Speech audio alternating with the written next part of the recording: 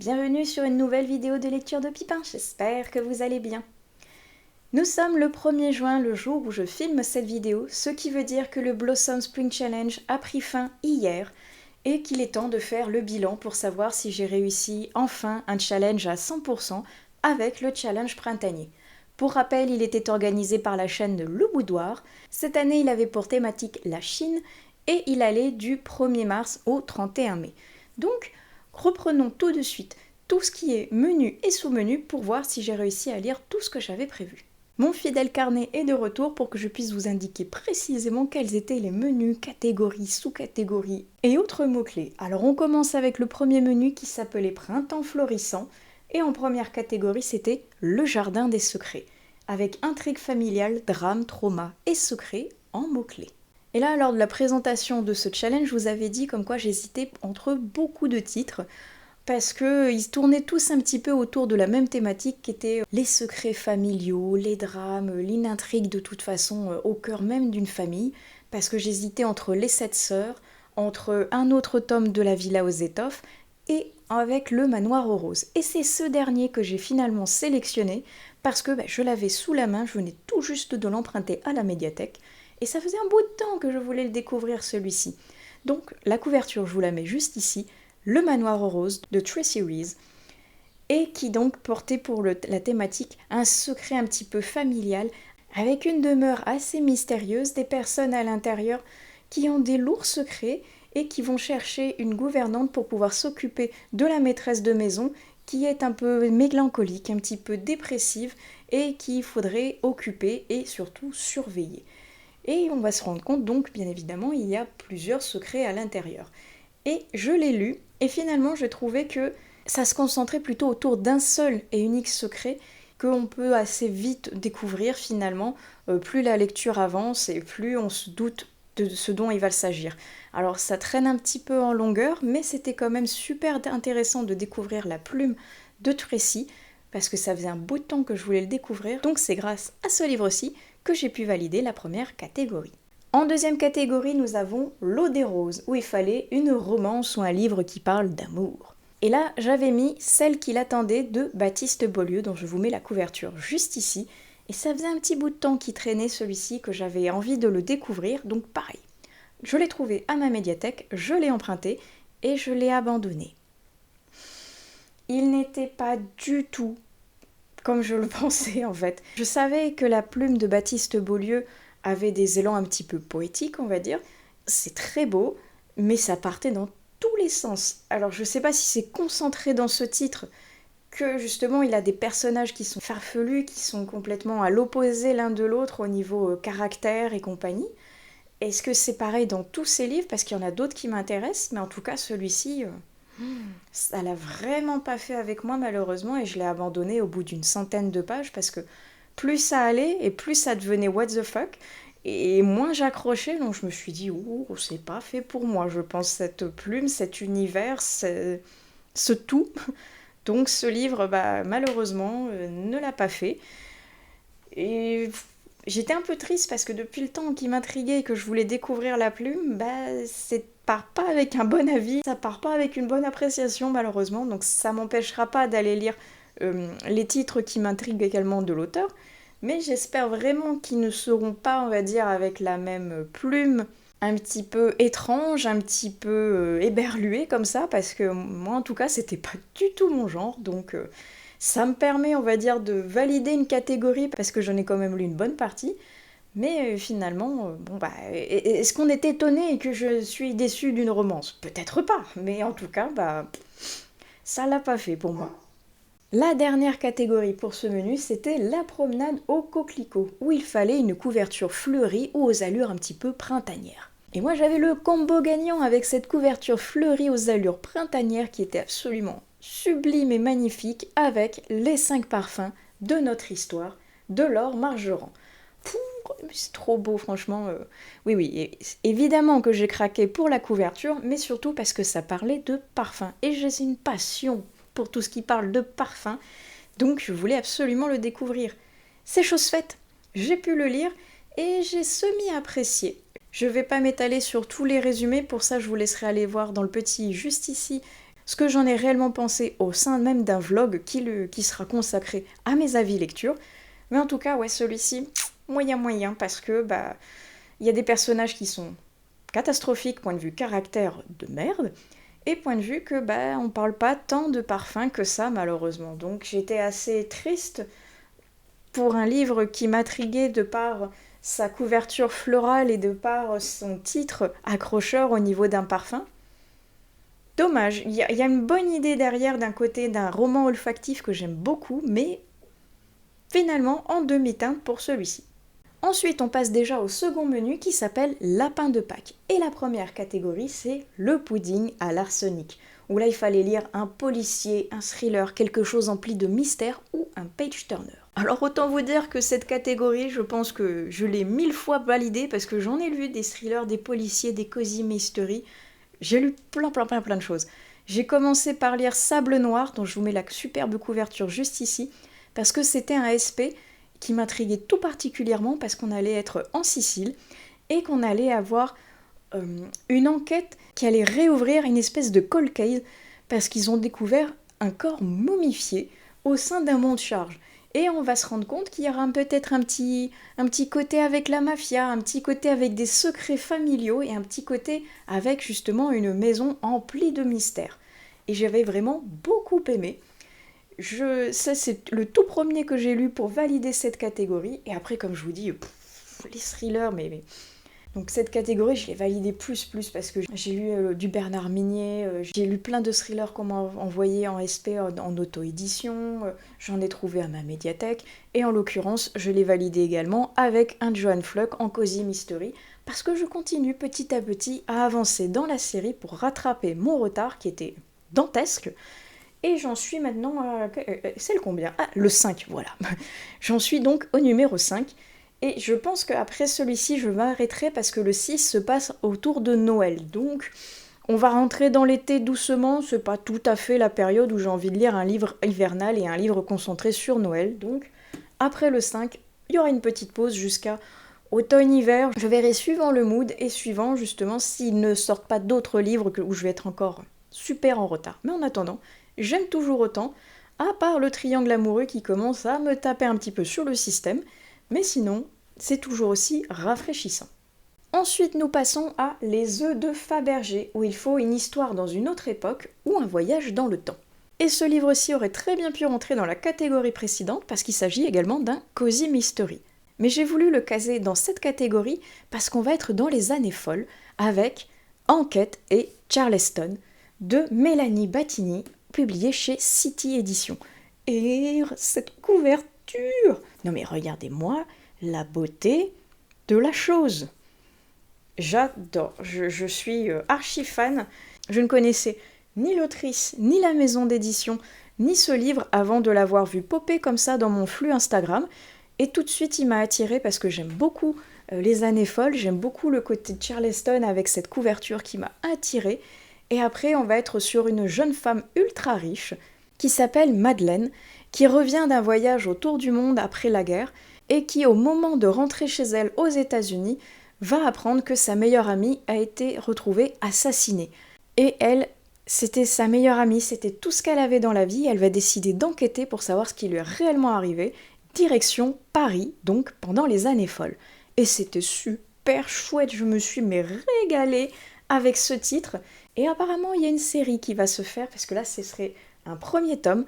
J'ai très hâte de voir s'il y a un second qui va sortir, parce qu'au vu de la fin, on peut commencer à avoir une belle série avec une héroïne qui va venir, à la Johann Fluck, venir fourrer un petit peu son nez partout, alors qu'elle n'est pas du tout enquêtrice ou qu'elle fait pas du tout partie de la police. Ça va être très intéressant. J'ai vraiment beaucoup aimé ce livre et j'ai découvert une maison d'édition que je vais regarder vraiment de beaucoup plus près parce qu'au vu de ce que j'ai pu apercevoir au détour de leur compte Instagram, il y a beaucoup de sorties et beaucoup de titres qui m'intéressent chez eux, donc je pense que cette maison d'édition, ça va être une belle découverte pour cette année. Alors, excusez-moi, je m'adosse un petit peu au dossier de mon fauteuil, mais je suis bloquée du dos, j'ai extrêmement mal, donc je suis un peu en mode C3PO pour bouger. Je le repose un peu en m'appuyant, j'espère qu'on m'entendra toujours bien. Mais on arrive donc à la troisième catégorie qui s'appelait Sugar Rune avec manga, graphique, BD ou comics. Et là pareil, je n'avais que l'embarras du choix avec tout ce que ma médiathèque recelait. J'en ai lu plein. Mais je l'ai validé notamment avec Fruits Basket, qui est une série que je continue petit à petit de redécouvrir. Là j'en suis au tome 8, donc j'ai pu lire pour le moment du tome 5 au tome 8. Et je continue lentement mais sûrement ma progression dans cette série. Et en plus le prochain tome va me permettre de valider une autre catégorie d'un autre challenge, donc je suis sur la bonne voie. C'est toujours aussi mignon. Je suis toujours aussi fan de replonger dans ce manga qui avait bercé un petit peu mon enfance et adolescence, avec cette famille qui est maudite par les signes du zodiaque chinois. C'est toujours sympa, et là en plus c'est un de mes personnages préférés, Hatsuharu, qui est l'esprit du bœuf. C'est toujours aussi agréable de relire, et ça me fait vraiment plaisir de retrouver cette ambiance que j'avais tant aimée à l'époque. Donc là c'est le tome 8 qui me permet de valider cette catégorie. On passe ensuite au troisième menu qui s'appelle un vent d'air frais, avec Clip Clap Clip Pluie d'avril en première catégorie. Et là on devait lire de la littérature jeunesse ou un livre doudou. Et normalement, si vous vous rappelez le teasing monstrueusement méchant que je vous avais fait lors de la présentation de ce challenge, je vous avais dit je vais mettre un livre mais je vous dirai pas lequel, vous le saurez au niveau du bilan. Le bilan est arrivé. Est-ce que je vais vous présenter ce livre ou est-ce que je ne l'ai pas lu? Vous le saurez au prochain épisode. Non, je ne vais pas vous faire ça. Je l'ai lu et j'avais décidé de mettre ce livre qui s'appelle L'œil des dieux de Ange. Et je voulais le garder entre guillemets secret parce que ça faisait partie, pareil, d'un retour en enfance où je voulais relire un livre qui m'avait mis le pied à l'étrier, on va dire, au niveau de la littérature, notamment de la littérature SF. Et je voulais voir si, bien des années après, je m'en rappelais et si j'aimais toujours autant ce que j'avais découvert étant plus jeune avec ce titre qu'est L'œil des dieux. Et je l'ai lu et ça m'a fait extrêmement du bien presque de retomber dedans parce que je me rappelais de certaines choses, d'autres beaucoup moins, et ça m'a permis de replonger, de me remettre un petit peu des réminiscences du passé avec cette lecture qui est toujours aussi sympa et très abordable si on veut commencer dans le monde de la SF, franchement. Cette collection, elle est géniale, et surtout ce tome-ci, L'œil des dieux. Moi je l'adore, je le trouve incroyable. La deuxième catégorie de ce menu me fait toujours autant rire, mais je l'aime toujours autant parce qu'il s'appelle Vider les valises et qu'il fallait lire un livre qu'on n'avait pas lu lors d'un challenge précédent. Alors évidemment que je n'ai que l'embarras du choix vu que je n'ai validé aucun de mes challenges précédents. Donc il a fallu piocher un titre parmi tant d'autres et j'avais décidé de mettre un patapouf que je n'avais donc pas du tout eu le temps de lire, on se demande vraiment pourquoi. Et est-ce que j'ai enfin réussi à lire le patapouf? Si vous avez vu mes vlogs précédents, vous savez que oui, il est enfin sorti de ma palle poussiéreuse. Alors oui, j'ai mis un peu de temps à le lire parce qu'il est gros, hein, il fait presque 1000 pages. Mais qu'est-ce que c'était bien comme lecture! Je me suis régalée et j'ai eu l'agréable surprise de trouver à l'intérieur des petites illustrations comme ceci, disséminées par-ci par-là au fil de la lecture pour venir agrémenter notre imagination d'une vraie image, pour mettre des mots sur un visage, sur un lieu, sur un combat. Bref, c'était super chouette de rentrer dans l'univers de J. Christophe, encore plus sombre que Nevernight au point de vue que là on est vraiment au cœur même d'un combat contre les vampires et contre la sainte lumière qui veut les éradiquer de la terre. Oh, c'était trop, trop chouette, franchement.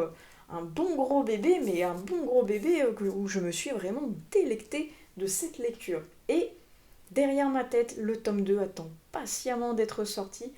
Je pense aux alentours du pumpkin, parce que c'est quand même quelque chose avec une ambiance vampiresque qui ira très bien pour l'automne, surtout si on étire du côté d'Halloween. Mais en attendant, ce premier tome était super cool. Je me demande même pourquoi j'ai mis si longtemps à le sortir de cette palle, au même titre que les Nevernight que j'ai pas terminé de lire, hein. On est d'accord, mais en attendant, ça y est, celui-ci, je l'ai enfin sorti, je l'ai lu et je l'ai adoré. La dernière catégorie de ce menu s'appelle Voyage en Asie, où il fallait lire donc une histoire qui se passe en Asie ou qui a été écrite par un auteur asiatique. Et là j'avais choisi de lire Little You, dont je vous mets la couverture juste ici parce que depuis je l'ai redonné à ma médiathèque, et c'est un manga qui se passe en Chine et qui a été écrit par une autrice chinoise, donc le combo gagnant, parfait. Et j'ai semi-aimé, je suis sous le charme de ce dessin qui est absolument magnifique, plein de beaux détails, plein de belles mises en page, de mises en avant de certaines scènes, de certains personnages. Mais en revanche, je suis un peu plus mitigée au niveau de l'histoire, parce que j'ai l'impression que c'est plein de petites histoires qui sont en rapport avec un certain mythe ou une certaine légende, un certain dieu. Et au final, c'est plein de petits récits comme ça mis bout à bout, sans réel fil conducteur, et j'ai trouvé ça un petit peu dommage. Donc, à voir avec les autres tomes, si j'arrive à les dénicher à ma médiathèque, voir ce que ça donne pour la suite, si c'était juste le premier tome qui était très introductif, ou si ce sera comme ça tout du long, mais en attendant, je l'ai lu, et on va dire, semi-aimé. On en arrive déjà au dernier menu qui représentait donc le menu thématique avec Printemps en Chine. Et la première catégorie s'appelait La Cité Interdite, où il fallait une intrigue impériale, quelque chose sur la royauté, le petit peuple ou du wuxia.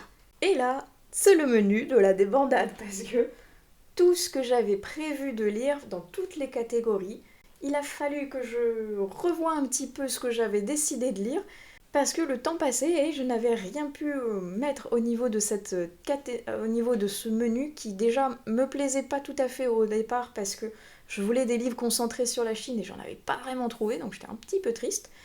Et au niveau après de ce que j'avais trouvé, eh bien j'avais mis des pavés. Et notamment là, je voulais lire Six Crimson Cranes. Et je l'ai trouvé à ma médiathèque en français, donc je m'étais dit, oh, c'est vrai qu'au début j'avais dit que je le lirais en VO parce que je l'ai en VO sur ma liseuse. Mais là, peut-être que je pourrais avoir la flemme, entre guillemets, de le lire en VO et d'avoir la facilité de le lire en VF à ma médiathèque. Et quand j'ai vu que c'était une pavasse de presque 700 pages, j'étais là, j'aurais jamais le temps de le lire. Donc je me suis dit, c'est dommage parce que ça fait une boîte milliard d'années qu'il est dans ma palle, celui-ci, que j'ai envie de le découvrir, mais que je sais que j'aurai pas le temps si je me concentre sur lui. J'avais énormément de SP à découvrir, donc j'en aurais pas eu le temps. Donc finalement, j'ai décidé de rester dans le côté un petit peu impérial, mais d'aller du côté un petit peu de la facilité en dénichant un tome de Les carnets de l'apothicaire, parce qu'il se passe en Chine, au sein de la cité impériale, où il y a des complots, où il y a de la royauté, où il y a du secret derrière, et que j'adore, mais que j'adore vraiment cette série. Donc ça me permettait d'être à jour. Maintenant j'attends avec la plus grande des impatiences la sortie du prochain tome qui va être là, je sais plus, courant juin ou juillet, mais je vais suivre de très près cette sortie parce que la fin de lui là, oh my gosh, trop bien, mais oh, l'attente est insoutenable. Mais en attendant, j'ai donc complètement changé mes plans pour venir valider cette catégorie avec une intrigue à l'intérieur de la cité impériale. C'était vraiment super chouette comme d'habitude. J'aime beaucoup Mao Mao et suivre ses aventures. Et maintenant, j'aimerais vraiment beaucoup les découvrir également en version roman. Ensuite, c'était la catégorie Le Tigre et la Tisseuse, où il fallait quelque chose autour de mythes, de légendes ou de Final Fantasy. Faut que j'arrête. J'ai mis FF en abréviation pour Fantasy Fantastique. Sauf que j'ai Final Fantasy. C'est le premier mot qui est venu à mon esprit avec cette abréviation. Donc non, pas du tout. Faut pas lire un livre sur Final Fantasy, mais sur de la fantasy fantastique. Et à la base, j'avais choisi de lire Tisane et Convoitise, qui certes ne se passe absolument pas en Chine, puisqu'on va parler de mythologie nordique. Et j'ai pas eu le temps de le lire parce que, comme je vous disais un peu plus tôt, au final, il est moins gros que Crimson Cranes, mais il ne faisait pas partie des SP que je devais absolument lire parce que le mois de mai a explosé au niveau des SP qu'on m'a envoyés. Et je me suis retrouvée, on veut dire, complètement débordée, à ne plus savoir par lequel commencer et à complètement dégager mes lectures plaisir pour me concentrer sur les services presse. Et ça m'embête parce que celui-ci m'intrigue tout particulièrement, mais quelque part je me dis que, au vu du titre, au vu de la couverture et au vu justement de ce qu'on va parler et aborder comme thème à l'intérieur, il serait peut-être mieux au niveau plutôt de l'automne. Je sais pas, peut-être que je me plante complètement vu que je ne l'ai pas lu, mais en tout cas, je pense que je vais le rebasculer au niveau du pumpkin, parce que ça a l'air un peu plus dans le mood et dans l'ambiance un petit peu automnale. Mais à la place, je voulais rester quand même donc dans ce qui était mythe et mythologie, et lui, ça faisait un bout de temps qu'il était pareil dans ma palle, et que je comprends pas pourquoi il restait dans ma palle vu que je suis archi fan de cette série. Senseiya, est-ce qu'il n'y a pas mieux que cette série pour la mythologie? C'est Franchement, on est en plein dedans. Je suis fan sous toutes les coutures de tous les Senseiya. Le Senseiya normal, le Senseiya Des Poséidon, Los Canvas, G. Bref, vous l'aurez compris, j'adore Senseiya. Et quand cette BD est sortie, je me suis dit, ça a l'air génial, il faut que je replonge en enfance. Bon, que certes, que je recommence une nouvelle série, mais il n'y aurait que 5 tomes, voilà, c'est ça. 5 tomes, 2 de sortie, un seul d'acheté pour le moment. Mais pareil, je voulais pas acheter le deuxième tome si j'aimais pas le premier. Et donc je l'ai lu, et là on va être avec un nouvel ennemi qui va être Chronos. Et il est pas sympa ce Chronos, mais comme tous les autres ennemis de Senseiya, oh, c'est archi badass. Je suis à moitié retombée en enfance avec ces personnages toujours haut en couleur, avec ce leitmotiv de l'amitié, avec cette envie de toujours se surpasser, cette envie de sauver Athéna avec toujours être plus fort avec l'amitié. Alors, ça fait un peu, entre guillemets, redondant au point de vue qu'on est tout le temps dans la même veine entre tous les styles de Senseiya. Mais là, on est en BD, donc je voulais vraiment voir ce que ça donnait. C'est sympa, je pense que j'ai bien envie de lire le second tome, parce qu'il y a des très belles planches, de belles mises en avant. Et ça se finit où Chronos, il est pas content, et on l'a à peine vu comme on a à peine commencé un combat avec lui, donc. Et le second tome étant sorti, je pense que je ne sais pas quand, mais j'avais très certainement acheté le second tome pour pouvoir continuer dans cette saga et continuer également à être à jour pour pas accumuler trop de retard non plus. Mais en attendant, quel bonheur de retomber un peu en enfance et de découvrir une toute nouvelle histoire avec les Chevaliers du Zodiaque. Et on en arrive déjà à la toute dernière catégorie de ce menu et de ce challenge qui s'appelait Chine 2.0, où il fallait là lire un roman d'anticipation, de SF ou sur de la modernisation. Et j'avais choisi de lire Silo. Alors si vous vous rappelez la vidéo où je vous présentais le challenge et ce que j'allais lire, vous allez vous dire c'est pas du tout cette couverture de Silo qu'elle nous a présentée, ni le format d'ailleurs. Vous avez raison, vous avez entièrement raison, je vous avais présenté le format poche, et ici c'est le grand format chez Actes Sud. Et pourquoi ? Tout simplement parce qu'en fait, Silo, je l'ai acheté, donc il est dans ma bibliothèque, et je n'arrivais pas, entre guillemets, à le sortir pour exactement les mêmes raisons que je vous expliquais juste avant. Beaucoup trop de SP, beaucoup d'autres lectures, et pourtant celui-ci me faisait terriblement envie, et je n'arrivais pas à le sortir parce que je me disais, bon bah, il est dans ma bibliothèque, il peut attendre, c'est pas grave si je le lis pas, de toute façon, il est à moi, j'ai pas de délai pour pouvoir le redonner dans les temps, ou pouvoir chroniquer derrière ou autre, c'était pas grave, ça pouvait patienter un peu. Et finalement, j'ai trouvé une astuce pour sortir des livres de ma palle, c'est que celui-ci, il vient de ma médiathèque. Et je me suis dit, eh bien si je le prends à ma médiathèque, vu que je vais avoir une deadline pour le rendre, ben ça va m'obliger à le lire quelque part. Ça va m'obliger à le sortir de ma palle, certes pas la palle que j'ai entre guillemets à moi vu qu'il ne sort pas de ma bibliothèque, mais ça va me permettre de le lire et de ne pas le laisser patienter et prendre la poussière pendant des milliards d'années. Donc il y en a certains comme ça que j'ai certes en version physique, mais que si je le trouve à ma médiathèque, bah, ça me donne un petit coup de pied comme ça, un petit boost pour le sortir plus rapidement et pas le laisser traîner là derrière en me disant oh c'est pas grave, j'ai le temps de le lire et qu'au final je le lis jamais. Donc tout ça pour vous dire que Silo, je l'ai commencé, mais pas terminé, parce que bah, lui aussi finalement c'est un bon bébé qui fait presque plus de 500 pages, presque 600. Et donc je l'ai commencé assez tard dans le mois et je me suis dit j'aurai jamais le temps de le terminer, mais je le commence quand même et je le terminerai là au courant du mois, courant de la première semaine de juin très certainement, parce que j'en suis déjà à plus de 200 pages. Il est pas mal, je mets un peu de temps à rentrer à l'intérieur même s'il est très intéressant, mais il est très riche, il permet de bien réfléchir à pas mal de choses et il est concentré sur le fait que les gens sont bloqués entre guillemets dans un silo parce que l'air à l'extérieur est empoisonné et qu'ils ne peuvent donc pas y vivre. Mais qu'il y a beaucoup de gens qui veulent sortir de ce silo, quitte à mourir à l'extérieur, peut-être que finalement, cet extérieur, il y a quelque chose, peut-être qu'il n'est pas si empoisonné que ça, on ne sait pas. Et on nous fait languir à l'intérieur en nous baladant à travers les étages du silo, pour savoir si oui ou non il y a vraiment quelque chose derrière, s'il faut rester dans le silo ou s'il y a autre chose. Et à l'intérieur même de ce silo, il y a beaucoup de complots qui se passent.